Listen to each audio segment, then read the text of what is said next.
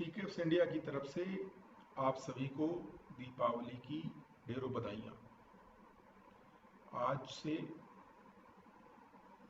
कार्तिक मास की कृष्ण पक्ष की त्रयोदशी लगभग 9:30 से शुरू हो चुकी है और धनतेरस का शुभारंभ 2020 के लिए शुरू हो चुका है। आप सभी दर्शकों को इस नववर्ष एवं दीपावली की बहुत बहुत शुभकामनाएं।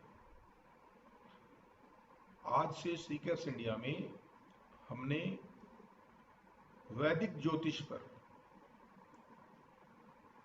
जो क्लासिकल एस्ट्रोलॉजी है, उस पर कुछ विशेष बिंदुओं पर जो हमारी रिसर्च है, जो हमारा गहन अध्ययन है,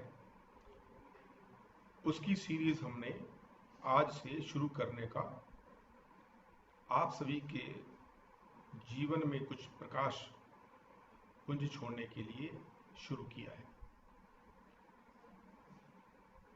हम सभी किसी न किसी रूप में ज्योतिष को अपनी लॉजिकल सीक्वेंस पर लेते हैं। कुछ लोग ज्योतिष को सिर्फ क्यूरोसिटी के लिए देखते हैं और कुछ लोग ज्योतिष को अपने जीवन में आने वाले जीवन के लिए मार्ग के चयन के रूप में देखते हैं।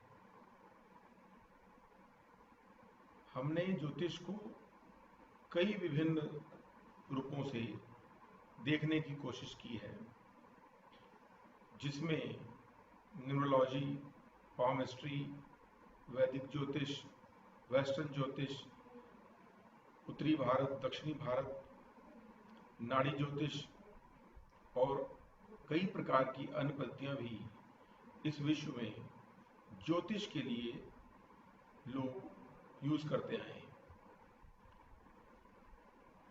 आज हम जिस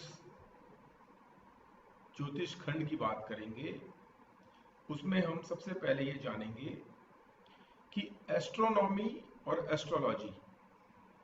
एस्ट्रोनॉमी वो है जिसको सब एक ही परिप्रेक्ष्य में देखते हैं, जो स्थिर है, जो फिक्स है, जो कंस्टेंट है, वो एस्ट्रोनॉमी है।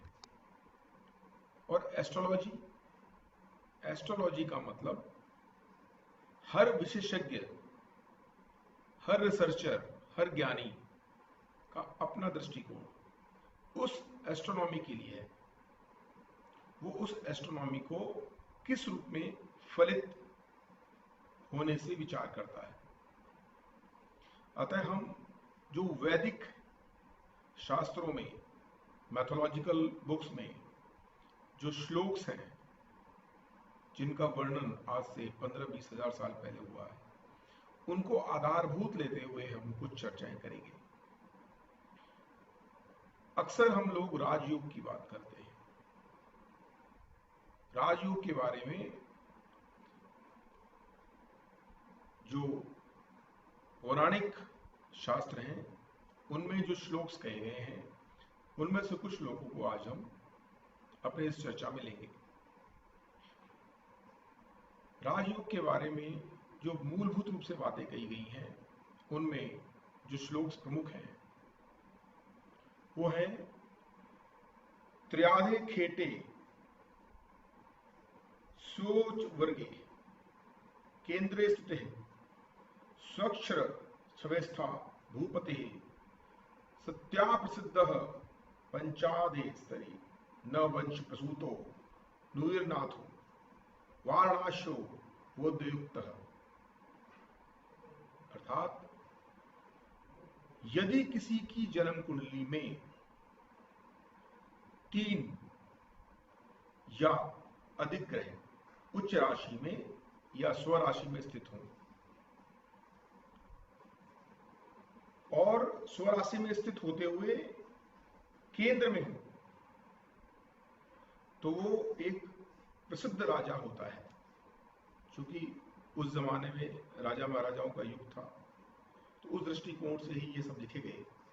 आज के परिप्रेक्ष्य में राजा का मतलब जो प्रभावशाली व्यक्तित्व होगा, जो शक्तिशाली व्यक्तित्व होगा समाज में, उससे है।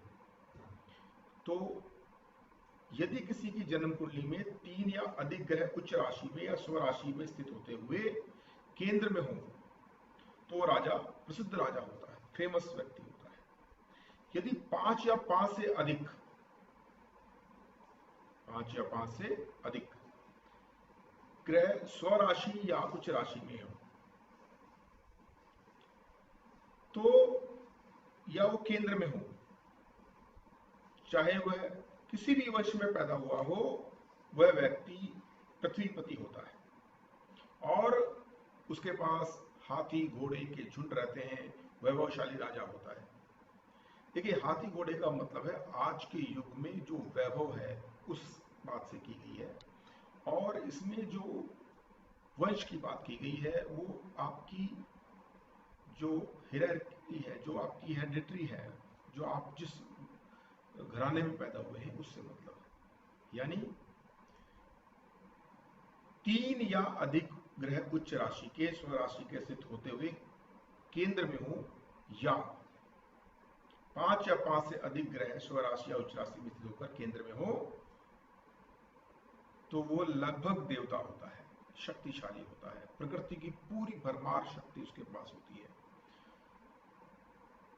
आप जब भी किसी की कुंडली का अध्ययन करें और इस तरह की स्थिति मिल जाए, तो अगर आप उस पर्सनैलिटी की थोड़ी भी जानकारी इकट्ठी करेंगे तो स्वतः ही जान जाएंगे कि इस प्रकार के जातक बहुत ही ज्यादा प्रभावशाली होते हैं, डोमिनेंट होते हैं, और इनकी बातें आम समाज बहुत अच्छी तरह से फॉलो करता है। इसी प्रकार एक श्लोक और हम लेते हैं जिसमें ये कहा गया है, भूपा सयूर्ण वंशजास्तु यदि दुर्येगे न जास्ता हांतर्धीन भी चेत करा दिन करा जाता स्फूर्तनयेत्ते त्र्याधे केंद्रगते स्वभोच्च सहितेर्बुद्रवा पृथ्वा मत्या स्वकनोपरोद्रवा क्षिति पलेस्तु कदाचिपरा। थोड़े गूढ़ संस्कृत शब्दों का प्रयोग है क्योंकि ये बहुत पुराने संकलन में से लिए गए हैं। इसका अर्थ क्या है? इसका अर्थ है, यदि कोई राजा के वंश में पैदा हो, भूपा यानी राजा, और उसकी कुंडली में कोई दुर्योग ना हो और न उसके ग्रह सूर्य के सानिध्य के कारण अस्त हो। जैसा कि हम जानते हैं, यदि किसी भाव में सूर्य के साथ कोई और ग्रह आ जाता है तो हम कहते हैं अस्त हो गए। यदि कोई राजा के वंश में पैदा हो और उसकी कुंडली में कोई दुर्योग ना हो और न उसके ग्रह सूर्य के सानिध्य के कारण अस्त हो, तो वह राजा होता है। राजा का मतलब शक्तिशाली व्यक्तित्व होता है, उसका वर्चस्व होता है, वैभवशाली होता है। यदि 3 या 3 से अधिक ग्रह स्वराशि या उच्च राशि में स्थित होकर केंद्र में हो और ऐसा जन्म कुंडली वाला राजा वंश में उत्पन्न हो तो वह राजा होता है। किंतु यदि किसी साधारण वंश में उत्पन्न व्यक्ति की कुंडली में यह हो तो उसके बारे में क्या कहता है, देखिए। किंतु यदि किसी साधारण वंश में उत्पन्न व्यक्ति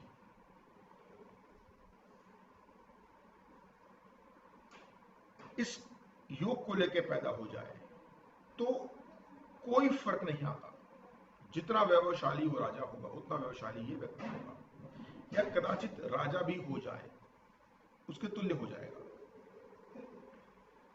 एक और हम श्लोक लेते हैं, यदे कोऽपि विराजिताशु निग्रह सुस्थान गो वक्रगो नीच स्ततोपि करोति भूप सदस्यम द्रो वा त्रयोवा ग्रहा एवं चिज्जयन्ति भूपति ममी शस्ताशर स्थिता सत दचे व बहो नपः सम कुट लक्षत्रो समाचम। थोड़ा गूढ़ है, इसका तात्पर्य क्या है? देखिए, यदि एक भी ग्रह यदि सुस्थान में हो, एक भी ग्रह यानी 6, 8, 12 में ना हो, 6, 8, 12 को हम सुस्थान नहीं मानते, और वक्री हो चाहे नीच का भी हो, किंतु यदि अस्त न हो और उज्जवल प्रभा से युक्त हो तो वह राजा के सदस्य वैभवशाली बना देता है। यदि ऐसे 2 या 3 ग्रहों हो तो जातक सिद्ध राजा होता है। यदि ऐसे बहुत से ग्रह हों और वे उत्तम राशि और उत्तम नवांश में स्थित हों तो मुकुट, छत्र और चावर से शोभायमान अत्यंत वैभवशाली राजा होता है। हमारे विचार से राजवंश प्रसूत नरों में ही यह योग विशेष लागू करना चाहिए। देखिए, ये आज से हजारों साल पहले लिखे गए वो श्लोक हैं जो तत्कालीन परिस्थितियों के हिसाब से लिखे गए, लेकिन आज भी ये आज की परिस्थितियों के हिसाब से उतने ही सिद्ध हैं। बस हमें इनका देश काल परिस्थिति को कन्वर्ट कर देना है। हम एक श्लोक और लेते हैं। 2 वा त्रयाधा दिग्बल युक्ता यदि जातः क्षमाभ्रदंशे भूमिपति स्याज्जलशीलः हित्वा मंद पंचकगा दिग्बल युक्ता शच्वारो वा भूपति रणयाजोपि। अर्थात देखिए, 2 वा त्रयाधा दिग्बल युक्ता यदि जातः, सूर्य के सानिध्य के कारण ग्रहों की किरणें सूर्य प्रकाश में लय होने से नहीं दिखाई देती, उस दशा को ग्रह को अस्त कहते हैं। किंतु जब ग्रह सूर्य से दूर होता है तो वह खूब उज्जवल दिखाई देता है। ऐसा ग्रह बलवान होता है। यानी अगर आप किसी वैभवशाली व्यक्ति के साथ में अगर फोटो खिंचवाएंगे तो आपको कोई देखेगा नहीं, ये बात कही गई है। देखिए, यदि लग्न में वर्गोत्तम नवमांश हो, लग्न में वर्गोत्तम नवांश हो और चंद्रमा का भी वर्गोत्तम नवांश हो, तो लग्न को चंद्रमा के अतिरिक्त अन्य 4 ग्रह देखते हो तो ऐसा जातक चाहे अधम वंश में भी पैदा हुआ हो, राजा हो जाता है। हम जब भी राजा की बात करते हैं वो राजयोग की जो बात होती है, यानी जीवन में अभूतपूर्व सफलता की बात है, जीवन में अपने सारे कर्मों को गति देने की बात है, शक्ति सामर्थ्य की बात है, आयु बल, देह बल, मनोबल, रूप बल, ऐश्वर्य बल, समृद्धि बल, सुशासन बल, हर प्रकार के बलों से युक्त व्यक्ति उस कुंडली के अंदर दिखता है। देखिए, रविंद्रनाथ ठाकुर की कुंडली में अगर हम देखें एक एग्जाम्पल के तौर पे, तो इनका जन्म लग्न मीन है और नवमांश लग्न भी मीन है, तो इस कारण वर्गोत्तम लग्न हुआ। आप समझे, रेवती नक्षत्र में जन्म होने के कारण मीन राशि का चंद्रमा था और रेवती नक्षत्र के चतुर्थ चरण में जन्म होने के कारण चंद्रमा मीन नवमांश में था, अतः चंद्रमा भी वर्गोत्तम हुआ। देखिए, लग्नेश बृहस्पति जो राशि हो वही नवमांश भी हो तो वर्गोत्तम कहलाता है।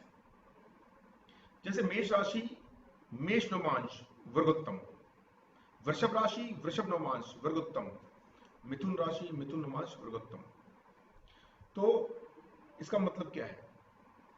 लग्न तथा चंद्रमा को पूर्ण दृष्टि से देखता है और उपयुक्त श्लोक के अनुसार 4 ग्रह तो लग्न को पूर्ण दृष्टि से नहीं देखते, किंतु जितनी भी मात्रा में वह योग घटित होता है उससे कहीं अधिक उच्च पदवी प्राप्त की है। तो सूर्य तथा बृहस्पति का उच्च राशि में होना भी राजयोग में सहायक हुआ। तो इनका जन्म 7 मई सन 1861 को सुबह 4:02 पर हुआ था।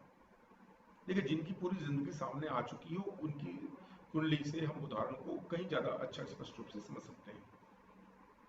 चलिए एक और हम श्लोक लेते हैं और ये समझने की कोशिश करते हैं कि किस प्रकार की स्थितियां जातक को बल दे सकती हैं। देखिए, जिस जातक की कुंडली में ध्वल कांति से उज्जवल यानी चंद्रमा का बल होना चाहिए, चंद्रमा को स्वराशि या उच्च राशि में बैठा हुआ ग्रह पूर्ण दृष्टि से देख रहा हो, वह चाहे निषाद के कुल में पैदा हो यानी नीचे कुल में ही पैदा हो, या बहुत गरीब घर में ही पैदा हो, या बहुत विपरीत परिस्थितियों में ही पैदा हो, तो वह बहुत सफल हो जाता है, राजा बन जाता है। क्या कहा हमने? जिस जातक की कुंडली में ध्वल कांति से उज्जवल यानी चंद्रमा के पक्ष बल होना चाहिए, चंद्रमा को स्वराशि या उच्च राशि में बैठा हुआ ग्रह पूर्ण दृष्टि से देख रहा हो, यानी डिग्री की बात आती है, तो वह चाहे निषाद के कुल में पैदा हुआ हो, राजा होता है। इस श्लोक के शब्द कहा गया है। यदि लग्न के अतिरिक्त अन्य 3 केंद्रों में भी किसी से पूर्ण कांति वाला पूर्णिमा का चंद्रमा हो, तो ऐसा जातक हाथी और घोड़ों से युक्त राजा होता है, यानी शक्तिशाली व्यक्तित्व का स्वामी होता है। ये सारी जो थ्योरी है, ये सारा जो थ्योरम है, जो निष्कर्ष है, ये आज से हजारों साल पहले श्लोकों के माध्यम से हमारे शास्त्रों में जड़ दिए गए थे। देखिए, जहां जहां राजा शब्द आया है वहां वैभवशाली अधिकार संपन्न व्यक्ति हमें समझना चाहिए। राजयोग की हम बात कर रहे हैं। इस श्रृंखला को शुरू करने का जो उद्देश्य है वो ये है कि हम किसी भी दृष्टिकोण से जब एस्ट्रोनॉमी को फलित ज्योतिष के रूप में करते हैं, तो उसमें हर ज्योतिषी का, हर विद्वान का, हर लेखक का अपना विजडम, अपनी समझ, अपना अनुभव शामिल हो जाता है। हम यहाँ वैदिक ज्योतिष की समझ को लेकर चल रहे हैं, जिसके अनुसार पिछले 200 सालों में कई बुक्स लिखी गई हैं। आज का जो डिस्कशन है ये सिर्फ इस बात को दिखाने के लिए है कि किस प्रकार से चीजों को बड़े ही सहज तरीके से श्लोकों के माध्यम से शास्त्रों में वर्णित किया गया है। वैदिक ज्योतिष को कई माध्यमों से सटीक परिस्थितियों में समझने के लिए हमें इन श्लोकों के अर्थ में जाना होगा। तो आज के लिए इतना ही। हम फिर बहुत जल्दी इसी सीरीज को बढ़ाते हुए रेगुलर अपनी वीडियोस लाएंगे। आप सभी इस चैनल को सब्सक्राइब करें ताकि कुछ विशेष गूढ़ रहस्यों से जड़ित शाश्वत सार्वभौमिक इंफॉर्मेशन आपको मिले और आप उसको अपने जीवन में या अपने समझ में, अपने अनुभव में, अपने विजडम में यूज करके किसी और के जीवन को भी आप लाभान्वित कर सकते हैं। धीरे धीरे हम ज्योतिष के उन छुपे हुए मिस्टीरियस जगहों पे पहुंचेंगे जो आज से हजारों साल पहले खोज लिए गए थे। तो ये था आज का इस नए संवत में आने के लिए सीक्रेट्स इंडिया का ये सीरीज देखते रहिए। बहुत जल्दी बहुत कुछ नया लेके फिर से आने वाले। नमस्कार।